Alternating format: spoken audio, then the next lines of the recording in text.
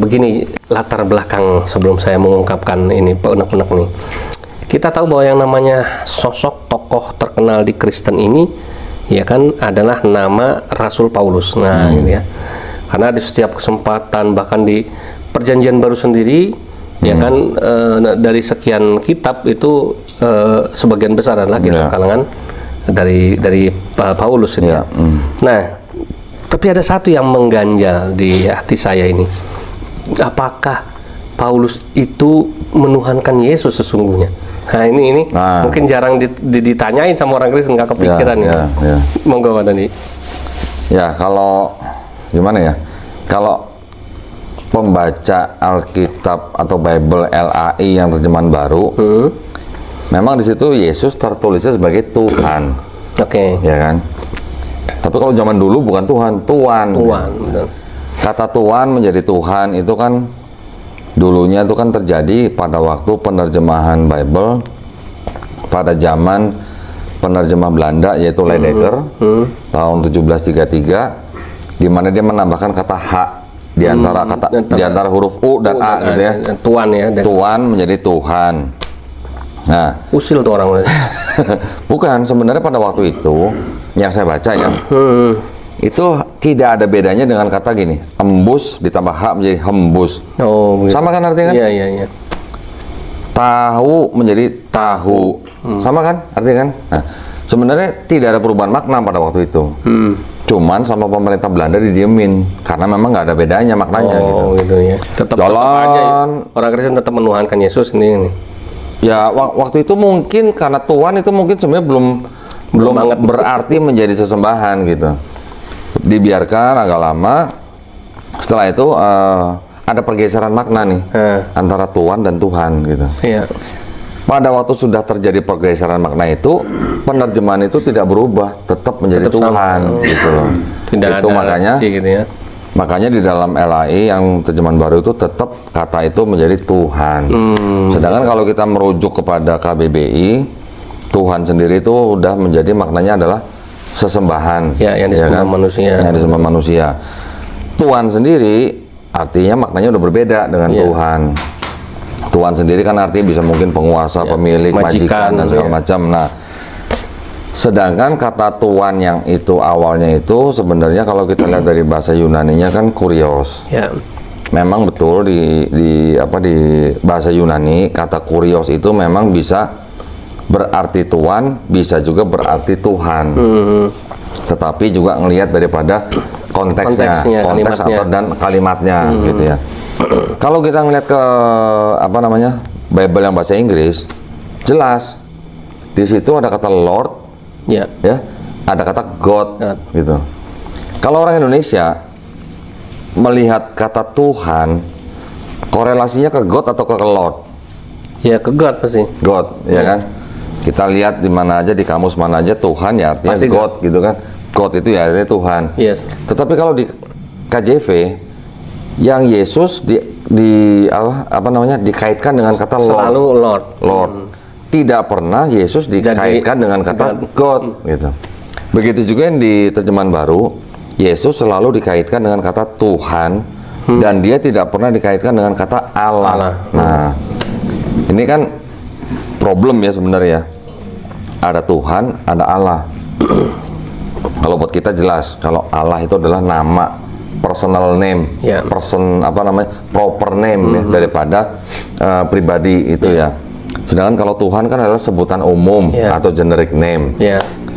Nah, sekarang kalau begitu, apakah Yesus ini sama atau sederajat atau setara dengan Allah ya, yang dikonotasikan dengan Bapa? Apakah sama, gitu kan?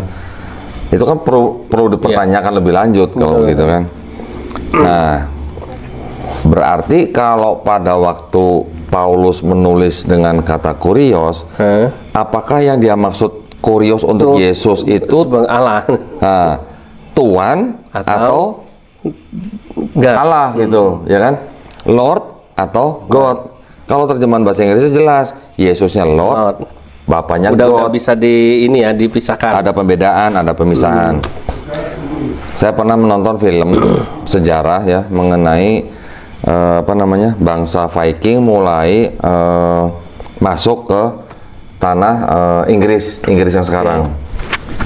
Pada waktu itu, ya di Inggris itu, di abad ke-7, 8 itu, kalau seseorang mempunyai tanah misalnya, dia disebut Lord. Misalnya Lord Yusuf gitu misalnya. Betul. Ya, kita manggilnya, misalnya saya manggilnya Lord Yusuf. Artinya tuan tanah ya. Kalau saya manggil raja dengan menggunakan Lord King. Ada Lord, ada King gitu kan. Kalau saya ke gereja, di gereja itu saya nyebut Tuhan apa? Lord God gitu. Jadi ada Lord nama, ditambah nama, ada Lord King, ada Lord God. Jadi ada Tuan Yusuf, ada Tuan Raja, ada Tuan Tuhan gitu. Ada pembedaan antara Tuhan dan Tuhan. Nah, sekarang pertanyaannya kan jadi kan, apakah Paulus menganggap Yesus itu sebagai God? Yang bahasa Indonesia ini kita singkirin dulu nih. Karena kan membingungkan gini, ada Tuhan, ada Allah nih. Kita pakai yang bahasa Inggris saja. Apakah Yesus itu Lord atau God? Di seluruh surat-surat Paulus tidak pernah Yesus disebut God. Yang disebut God itu selalu Bapa. Yesusnya disebut selalu Lord. Nah, kita coba buka 1 Korintus 8 ayat 6 ya. Saya bacakan. Pemirsa bisa lihat di teks ya, di layar maksudnya. Ya, nanti lihat yang di bahasa Inggris ya, lebih jelas ya. Kalau bahasa Indonesia, orang pasti bingung. Tetapi walaupun begitu, gereja di Barat pun juga menganggap Yesus sebagai Tuhan. Artinya sebagai God. Sama ya sebenarnya. Tetapi kalau balik kepada Bible bahasa Inggrisnya, tetap ada pemisahan. Yesusnya tidak pernah disebut God, hanya disebut Lord gitu loh. Ya, sebentar saya buka di 1 Korintus 8 ayat 6. Disebutkan begini. But to us there is but one God, the Father. Ya, jadi Father itu God. Ya, cuma satu ya. Of whom are all things, and we in Him, and one Lord Jesus Christ. Nah, di sini Jesus Christ menjadi satu Lord. Tuhan, satu Tuhan. Nah, by whom are all things, and we by Him. Jelas kan? Saya bacain yang bahasa Indonesia nih ya. Terjemahan LAI-nya. Terjemahan LAI-nya nih. Namun bagi kita hanya ada satu Allah saja, yaitu Bapa, yang daripadanya berasal segala sesuatu dan yang untuk Dia kita hidup. Dan perhatikan, dan satu Tuhan saja, yaitu Yesus Kristus, yang olehnya segala sesuatu telah dijadikan dan yang karena Dia kita hidup. Ada Tuhan, ada Allah. Bahasa Inggris ada Lord, ada God. Pertanyaannya, sama nggak nih Tuhan dengan Allah, Lord dengan God? Sama nggak kira-kira? Iya, beda ya sebenarnya. Harusnya beda. Betul, benar. Kalau sama, kenapa ada dua istilah yang berbeda? Ya, gitu ada dua disebut, ada dua individu ya. Jadi kalau begitu kan kita juga boleh nanya, ini sebenarnya nih buat Paulus, Yesus ini God atau bukan? Lord, ya. Kalau dari bahasa Inggrisnya, Yesus ini God atau bukan? Kalau di bahasa Indonesia, sebenarnya Yesus ini Allah atau bukan? Gitu. Pemadanan antara Allah dan God ini sendiri juga tidak tepat sebenarnya. Betul. Ya. Saya nggak ngerti lah. Ini LAI kan kita udah sering bahas ya. Memang tidak konsisten gitu kan. Kadang diterjemahkan menjadi proper name, kadang diterjemahkan menjadi generic name. Itu membingungkan sebenarnya. Betul. Orang Kristen nggak bingung kenapa? Ya karena mereka cuma mendengar. Kalau baca, perhatikan sendiri secara teliti, pasti timbul pertanyaan. Dan inkonsistensi itu apakah berarti menunjukkan ya bukan ketidaktahuan, tapi memang pengetahuan mereka tentang makna kata itu juga nggak dalam, nggak tahu. Makanya kalau kita dialog dengan saudara kita yang Kristen, kita tanya bedanya Tuhan sama Allah apa sih? Jawaban itu muter. Keder ya. Keder, pasti kan keder. Karena itu maknanya itu buat mereka disamakan antara Tuhan dan Allah, tetapi ada pemisahan antara Yesus dan Bapa dengan istilah yang berbeda. Iya. Dan tidak pernah Yesus di di Perjanjian Baru yang LAI disebut dengan kata Allah. Iya. Begitu juga yang bahasa Inggris, Yesus tidak pernah disebut dengan kata God. Betul.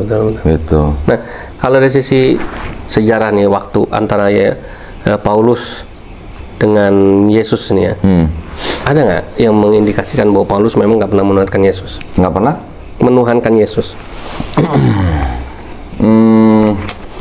Sebenarnya kalau di abad pertama, abad kedua itu nggak ada yang ngeributin ketuhanan Yesus. Waktu Yesus masih hidup ya? Bukan, maksudnya setelah Yesus tidak ada. Dua abad setelah. Iya, di abad pertama dan abad kedua tidak ada yang ngeributin ketuhanan Yesus. Ngeributin ketuhanan Yesus setelah masuk abad ketiga.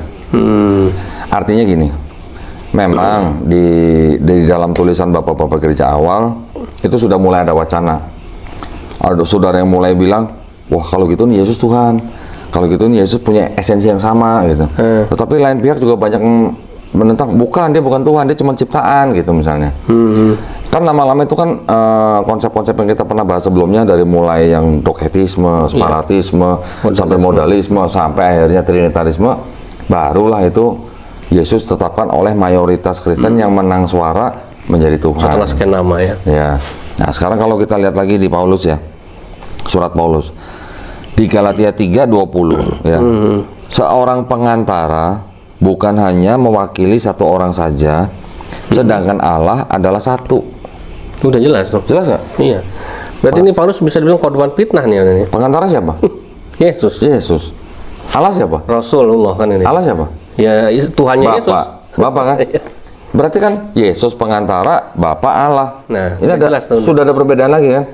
Nah. Iya. Berarti kalau gitu Paulus nuhanin Yesus nggak? Nah, makanya.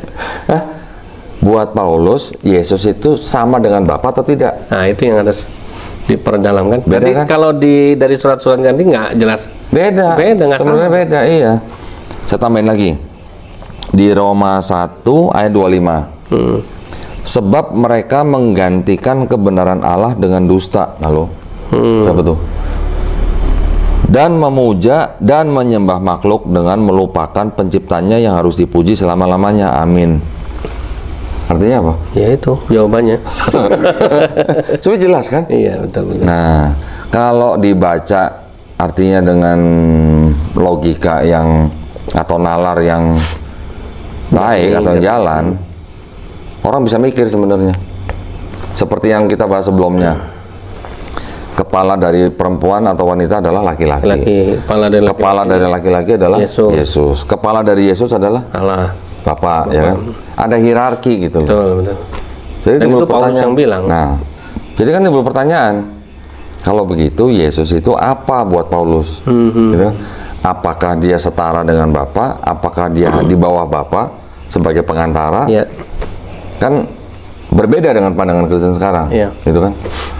Memang sih masih banyak pandangan ya, baik yang bahasa yang di luar negeri atau di Indonesia, bahwa fix Paulus itu menuhankan Yesus. Betul. Karena apa ya namanya, penafsiran daripada gereja-gereja itu yang apa namanya, fix bahwa Paulus itu menuhankan Yesus. Tetapi kalau kita perhatikan ayat-ayat seperti itu tadi, cukup jelas kalau buat saya sebenarnya. Jadi udah jelas ya. Sebetulnya mungkin orang-orang Kristen ini korban dari doktrin yang udah lama, yang terus dihembuskan bahwa Paulus adalah Rasul Kristen, ya kan, yang menuhankan Yesus kan begitu. Tapi sementara orang-orang Kristen sendiri mungkin tidak mendalami Alkitabnya ya. Sementara di surat-surat Paulus yang tadi sudah disebutkan di dalam Galatia, di Roma, ya kan, ternyata Paulus sendiri kita bisa baca, kita meragukan ya bahwa Paulus menuhankan Yesus dengan tadi disebutkan hierarki, pembedaan dan sebagainya. Pemisahan lah gitu ya. Masalahnya kan karena Yesusnya tidak pernah disebut dengan Allah di dalam seluruh surat-surat Paulus, atau Yesus tidak pernah disebut dengan God di seluruh surat-surat Paulus dalam bahasa Inggris pun. Jadi kan timbul pertanyaan, kalau orang yang kritis berarti nanya, berarti Yesus itu Allah atau God itu sendiri itu bukan, gitu kan, buat Paulus ya. Nah, kalau tidak pernah, pertanyaannya kenapa sekarang saudara kita yang Kristen menganggap Paulus menuhankan Yesus, gitu loh. Betul. Memang ini perlu dikaji lebih dalam. Kita perlu banding-bandingkan dengan ayat-ayat yang lain. Tetapi sudah jelas gitu. Informasi dari Bible sendiri ya. Informasi dari Bible sendiri. Dan dari surat Paulusnya sendiri. Ya, di dalam terjemahan baru Yesus tidak pernah disebut atau dikaitkan dengan sebutan Allah. Yang bahasa Inggris juga begitu. Yesus tidak pernah dikaitkan atau disebut dengan kata God gitu. Boleh dicek boleh diperiksa gitulah ya. Iya. Baik ya, menarik ini. Nah, berarti sudah jelas nih, sudah terjawab ya keresahan saya. Dan mudah-mudahan juga bisa menjawab keresahan saudara-saudari Nasrani kita. Baik Pak Dodi, terima kasih atas pencerahannya. Mudah-mudahan bermanfaat buat kita semuanya.